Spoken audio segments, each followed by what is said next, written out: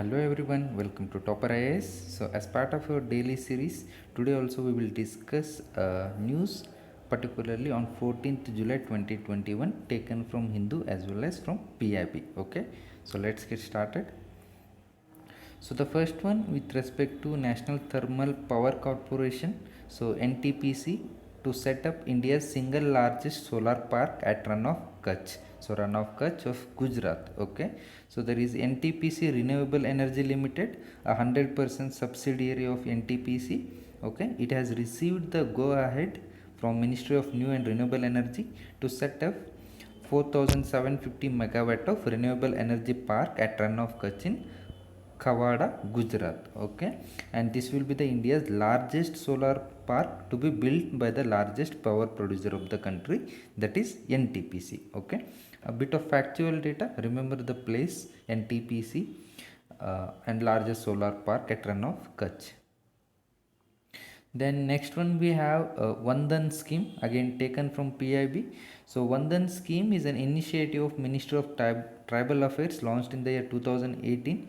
What it aims to do is it seeks to improve the tribal incomes through value addition of tribal products. Okay, so tribal people will be collecting various produce from the forest, right? So you add the value to those products so that they become more there will be demand for such products. Okay, so one moment there is a demand, you will sell it and earn the income. So the scheme aims to improve the tribal incomes through value addition of tribal products.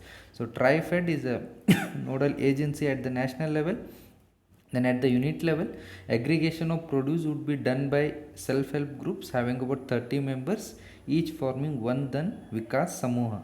Okay, so they will form a group of 30 members where the produce will be aggregated, and SSGs would also undertake primary value addition of the minor forest produce using equipment such as small cutting and sieving tools, decorticator, dryer, packaging tools, etc., based on the minor forest produce available in the area. Okay, so this is how the value addition will be done.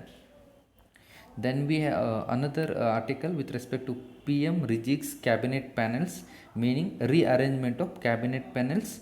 So with respect to factual data, overall part of cabinet panel, that is not important. Cabinet committee, what becomes important to you is a factual part from the polity.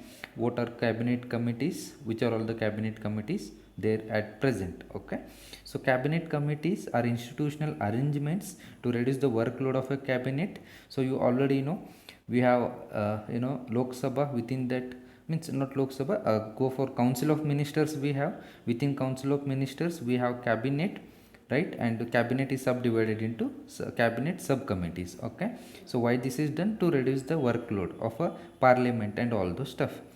So cabinet committees are institutional arrangement to reduce the workload of cabinet. They are extra constitutional, meaning they are not mentioned in the constitution.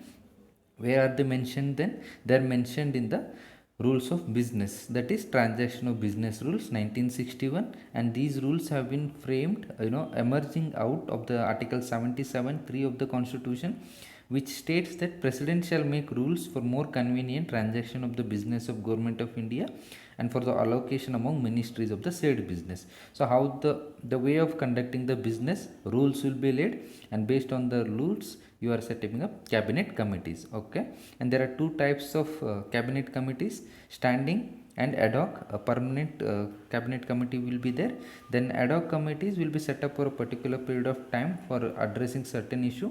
Once the issue is addressed, then these will be done away with. Okay, then as of now there are 8 cabinet committees: cabinet committee on appointments, accommodation, economic affairs, parliamentary affairs, political affairs, security, investment, employment and skill development. Particularly remember last two, cabinet committee on investment and employment and skill development, because these were recently set up. So why was the cabinet committee on investment set up? Is to certain projects, project investment having almost 1000 crore or more. Such projects are identified and see that these projects get timely clearances from respective ministries. So that is the intent of establishing cabinet committee on investment. And cabinet committee on employment and skill development, employment, there is a mismatch in the skill set that the workforce has, and what is the skill set that is required by the manufacturing sector, right? So bridge the gap, government has come out with n number of skill initiatives, right? So in order to coordinate all these skill initiatives and guide them in a particular channelized way, government has come out with cabinet committee on employment and skill development. So that is the intent of it. Because last two were recently set up, you should know in detail why these committees were formed. Okay. Then Standard and Poor's keeps India's rating at lowest investment grade. So a credit rating agency like Fitch credit rating agency we have. Similarly, Standards and Poor is a one global rating agency. Okay, and what did it do? It has kept India's sovereign rating unchanged at the lowest investment grade of triple B negative for a 14th year in a row. So India's credit rating has been at triple B negative. So what is this triple B negative and all this stuff? See, these are nothing but terminologies used by credit rating agency S&P. Like we have a range from triple A plus to triple B negative. So the ranking or the rating indicates the credit worthiness of a country. Okay, so and India's ranking is in the range of triple B negative. Okay, so Standard and Poor's gives triple B negative or higher rating agencies up to triple A plus to countries it considers investment grade where you can invest. Okay, and below that grades of double B plus or lower are deemed to be speculative or junk grade, so not that worthy for an investment. And at the same time, while giving the credit rating, it also says that government's ability to execute additional economic reforms uh, that spur investment and create jobs will be crucial for recovery from the current economic slowdown. So currently economic slowdown because of COVID and all. So recovery is possible. The possibility of recovery depends on the extent of investment by the government is what S&P is saying.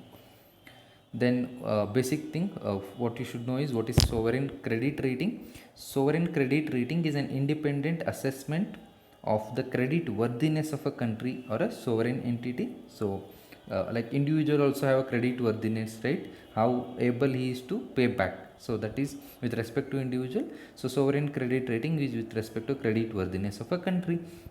And sovereign credit ratings, what is the help or the benefit of this is it gives investors insight into the level of risk associated with investing in the debt of a particular country, right? So if the rating is high, then investors are confident that I can invest in this particular country and get the returns. If the rating is poor, that will not build their confidence, so they are reluctant to invest in a country. And sovereign credit rating agency ratings become important particularly for the developing countries such as India, because we have a huge requirement for infrastructure development and all. We need to get the resources, particularly financial resources for this. So external funding, FDI and all these stuffs are very important for India, and the investors always look at credit rating to invest in a particular country. So from that angle, credit rating become important for countries like India. Okay, and Standard and Poor's, Fitch, these are all credit rating agencies indicating credit worthiness of a nation. Okay, so that's it for today. You can download the PDF of this document in the link that is shared below, and do download Topperize Institute app so that you get access to n number of these videos that will help you in your UPSC preparation. Thank you.